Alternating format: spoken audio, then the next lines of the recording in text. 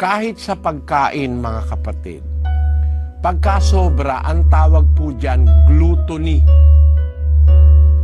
Basahin po natin ang unang Pedro 4:3. Sapagkat sukat na ang nakaraang panahon upang gawin ang hangad ng mga hintil at lumakad sa kalibugan, sa mga masamang pita, sa mga paglalasing, sa mga kalayawan, sa mga kayamuan, at sa kasuklam-suklam na pagsamba sa mga Diyos-Diyosan. Kung napansin ninyo yung sinabi ni San Pedro, tama na yung nakaraang panahon para balikan pa natin yung ginagawa ng mga hintil na lumalakad sa kalibugan, sa masamang pita, sa mga paglalasing, sa mga kalayawan, sa mga kayamuan. Kung mapapansin yung sinasabi ni San Pedro, puro sobra ito eh. Yung kalibugan, it is more than the urge of the flesh. Higit sa normal yon. Pagkakalibugan na lahat na ng lalaki, lahat na ng babae gusto mo. Tapos, yung mga masasamang pita, yung sobra na sa kailangan ng laman mo, yung pita mo masyadong matindi, mga paglalasing, lagi na lang lasing, mga kalayawan. Makikita nyo ito, mga sobra. Yung kalayawan, sobra yun eh. Hindi na normal yung kalayawan, gaya nung mga kayamuan din. Ang kayamuan po, mga kapatid, yung kain ng kain.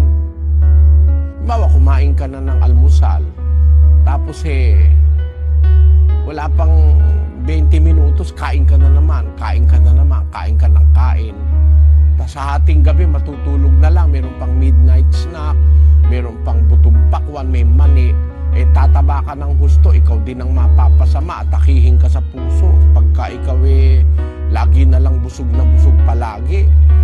Ang sabi sa Biblia, yung kayamuan, ang isang kayamuang ginagawa nung iba, yung nasa Kawikaan 23:20.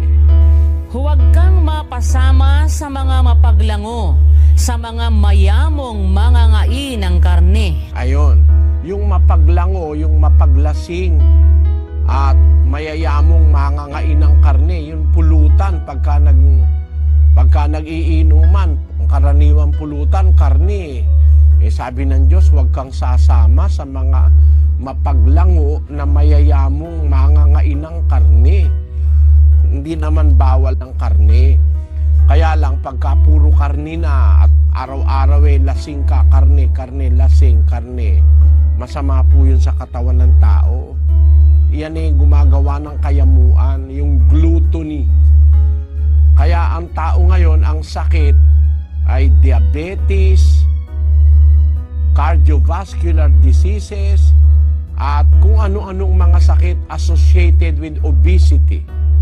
Yan po'y dahil sa kayamuan, sa pagkain ng sobra sa kailangan ng katawan. Hindi po masamang kumain, baka kayo magkamali. Pero ang dapat nating kainin, yung kailangan lang natin, lalo na ng uri ng ating trabaho. Yan po ay isa sa aral na itinuturo ng kasulatan.